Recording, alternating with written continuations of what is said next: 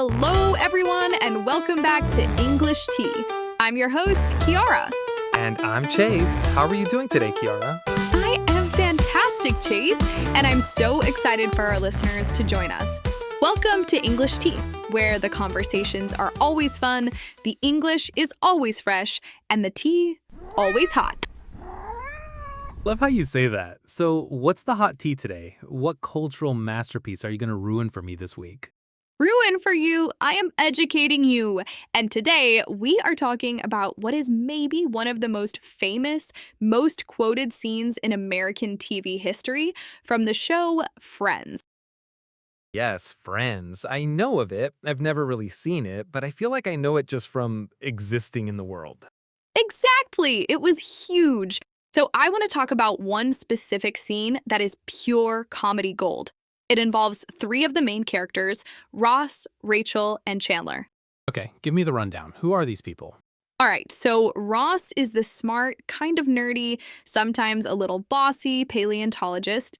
Rachel is his on-again, off-again love interest, very stylish. And Chandler is the sarcastic, funny one. He's my favorite. Sarcastic, funny one. I like him already. I knew you would. Okay, so here's the setup.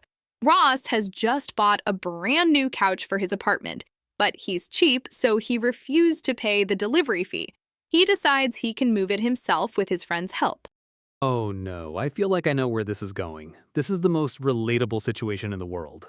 It is. The problem is he lives in a New York apartment building with a very narrow, winding staircase, and this couch is not small. Right, the classic moving in nightmare. Total nightmare.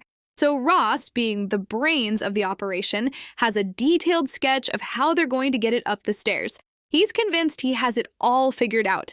He's directing Rachel and Chandler, who are struggling at the bottom of the couch. He's got a sketch. Oh, this guy. Yes. So they get to the first corner of the staircase, and it immediately gets stuck. And Ross, from the top of the stairs, starts screaming one word over and over. He just yells, "Pivot." Pivot? What does that even mean? So to pivot means to turn on a central point. Like a basketball player will keep one foot on the ground and pivot with the other.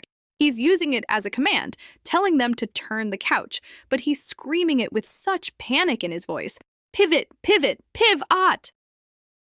I can just picture it. The two people at the bottom are doing all the work, and the one guy at the top is just screaming a word that isn't helping. Precisely! And they're all getting more and more frustrated. Rachel is trying her best, but Chandler is getting really annoyed.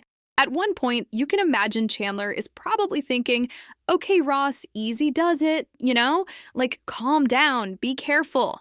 Right, easy does it. Like, take it slow. Yeah, exactly. But Ross doesn't listen. He thinks if they just coordinate better, it'll work. So he says something like, "Okay, we'll lift on 3. Ready? 1, 2, 3. Yeah, on 3. The universal signal for let's do this thing together and probably fail. Totally. And of course it doesn't work. The couch gets even more stuck. It's completely wedged in the stairwell, and Ross is still just yelling, "Pivot."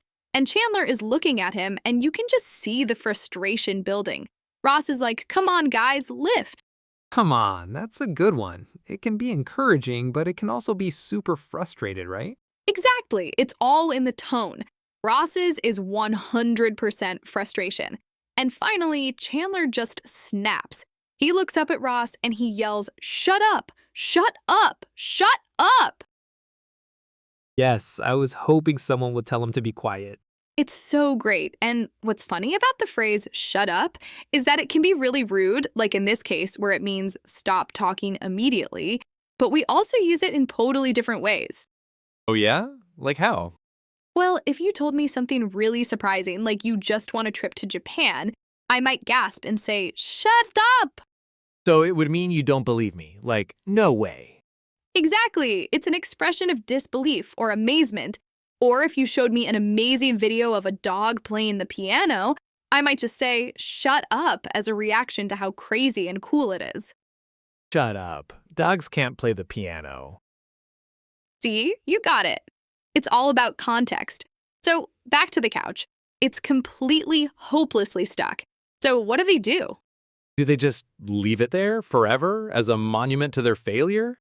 Even better, they go back to Ross's apartment to return it to the store, but since it's now stuck, there's only one solution. They take a saw and they cut the couch directly in half. Shut up. They sawed his brand new couch in half? That is amazing. They did. And when they take the two halves back to the store clerk says they'll give him store credit for $4 to add insult to injury. It wasn't even cash. That's just perfect. That is the perfect ending. So all that yelling and pivoting was for $4? For $4 and a legendary TV moment. So what do you think? Okay, you know what? I'm going to put this out there. Ross sounds like the worst person to help move. I think that's a very popular opinion. He is not a good project manager. Not at all. I actually have to help a friend move apartments next month. I might have to be the one yelling pivot now. Please do it, and please send us a video. But maybe you can be a better leader. You can be the one saying, okay guys, easy does it around this corner. Yeah, I'll be much calmer. All right, everyone, let's lift this box on 3. 1, 2, 3. And if my friend starts getting bossy like Ross, I'll know exactly what to say. What's that? Shut up. Just kidding. Mostly. But man, if someone told me to saw my new furniture in half, come on, that's just crazy. It's a perfect example of physical comedy. It's funny because it's so painful and so real for anyone who's ever had to move something heavy. Well, you've convinced me. Maybe I should finally watch this show. You did a great job describing that. I'm so glad. It really is a classic for a reason. The humor in that friend scene is all about the physical comedy, the shared frustration of moving. But it also touches on something else that can be really tricky for language learners, how a simple word can cause so much chaos. You mean like pivot? Which brings us to our question for you, our amazing listeners. What is a famous TV show or movie scene you watched in English and didn't fully understand? Drop it in the comments. We read every single one, and maybe we'll break it down in a future episode. Yeah, I want to hear them. This was fun. Me too. Well, that's all the time we have for today. I hope you guys enjoyed your tea today. Please like and subscribe. We love you, and we'll be back soon with another episode. Till then, keep sippin'. Bye, everyone.